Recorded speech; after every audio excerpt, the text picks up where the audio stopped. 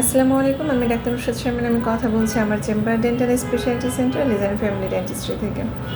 So আজ যেটা নিয়ে কথা বলবো সেটা হচ্ছে যে দাঁতের ফিলিং করার পরে সেন্সিটিভিটি হচ্ছে, এরকম কিছু প্রবলেম আপনাদের অনেক সময় অনেক পেশেন্টের হয়ে থাকে। সো এই প্রবলেমটা কেন হচ্ছে? আসলে আমি ফার্স্টে বলবো যে আসলে আমরা পেশেন্টদের ফিলিং করার পরে 2 সপ্তাহের জন্য একটু কিছু মেনটেনেন্স বলে দেয়। যেমন ঠান্ডা গরমটা আসলে 2 সপ্তাহ অ্যাভয়েড করা খুবই ভালো, তাহলে আসলে ফিলিংটা আর পোস্ট অপারেটিভ সেন্সিটিভিটিটা হয় না ফিলিং করার পরে। আর এটা হচ্ছে যে নিয়ম মতো 2বার ব্রাশ করা হচ্ছে কিনা। ফিলিং করা হলেই যে দাঁতের ট্রিটমেন্ট নিয়েছেন, আপনার ব্রাশ স্কিপ করলেও হবে এরকম না। আসলে 2 টাইমস ব্রাশ এটা খুব ম্যান্ডেটরি। আপনার রিসেন্ট ব্রাশ কেনা হয়েছে কিনা, কারণ 1 মাস পর পর ব্রাশটা চেঞ্জ করা প্রয়োজন, এবং খুব ভালো একটা ব্র্যান্ডের টুথপেস্ট ইউজ করছেন কিনা এটাও ইম্পর্ট্যান্ট। সো এই জিনিসগুলো যদি আসলে করতে পারেন তাহলে আমার কাছে মনে হয় যে পোস্ট অপারেটিভ পেন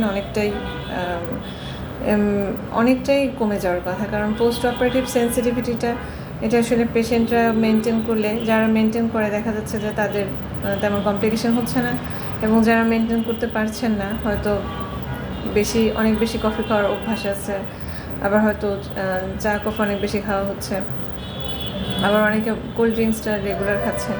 তো আসলে এই ধরনের হ্যাবিট থাকলে ফিলিং করার পরই আপনারা যে বাসায় যে যদি এই ধরনের ফুড হ্যাবিটে আপনারা অভ্যস্ত থাকেন, যেটা হবে আসলে সেন্সিটিভিটি হবে, এটা খুব নর্মাল একটা ব্যাপার। বাট হ্যাঁ, আস্তে আস্তে আবার এটা ডিসঅ্যাপিয়ার হয়ে যায়। আর একটা ব্যাপার হচ্ছে যে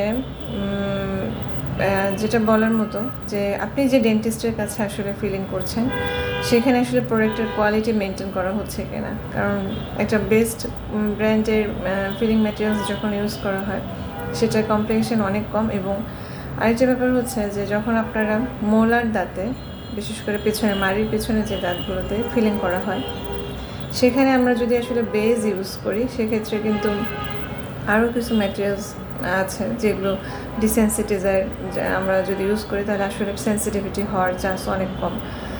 পোস্ট অপারেটিভ ফিলিংয়ের কথা বলছি। সো আসলে আমার কাছে মনে হয় যে আপনার ডেন্টিস্ট এ ব্যাপারে আসলে এক্সপিরিয়েন্সড কিনা এটা, বা আপনি আসলে দক্ষ ডেন্টিস্টের কাছে যাচ্ছেন কিনা এটাও একটা ব্যাপার। সো আমার কাছে আমার কাছে মনে হয় যে এই জিনিসগুলো ইম্পর্টেন্ট, যে 2বার ব্রাশ করা, ঠান্ডা গরমটা অ্যাভয়েড করা।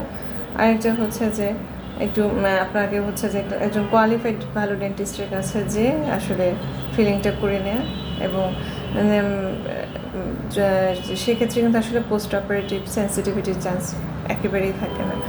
আর সামনের দাঁতের ফিলিংয়ের ক্ষেত্রে আমি বলবো যে আসলে মার্জিনটা ইম্পর্টেন্ট, যে মার্জিনাল লিকেজ যদি অনেক সময় হয়ে থাকে, যেটা আসলে মাড়ির সঙ্গে যে দাঁতটা ক্ষয় হয়ে যায়, ওই জায়গায় যদি আসলে মার্জিনাল লিকেজ থাকে, ওটা অনেক সময় পেন, পোস্ট অপারেটিভ একটা সেন্সিটিভিটি থাকে, এটাতে পেশেন্টরা অনেক কষ্ট পান। সো আমার এই জিনিসগুলো যদি আসলে খেয়াল করে একটা ফিলিং করা যায়, সো আমার কাছে মনে হয় একটা ফিলিং 5-7 বছর টিকে যাওয়ার কথা উইদাউট এনি কমপ্লিকেশন। এবং ফিলিং খুব ভালো একটা কাজ করে দাঁতের আসলে যখন ক্যাভিটিগুলো রিপেয়ার করার জন্য। সো আজ এ পর্যন্ত। আমি আমার চেম্বারে নিয়মিত রোগী দেখছি সন্ধ্যা 6টা থেকে রাত 9টা পর্যন্ত সন্ধ্যায়, আর শনি সোমবার সকালবেলা থাকছি সকাল 11টা থেকে দুপুর 2টা পর্যন্ত, আর অন্যান্য দিন আমি ইবনে সিনে বসছি।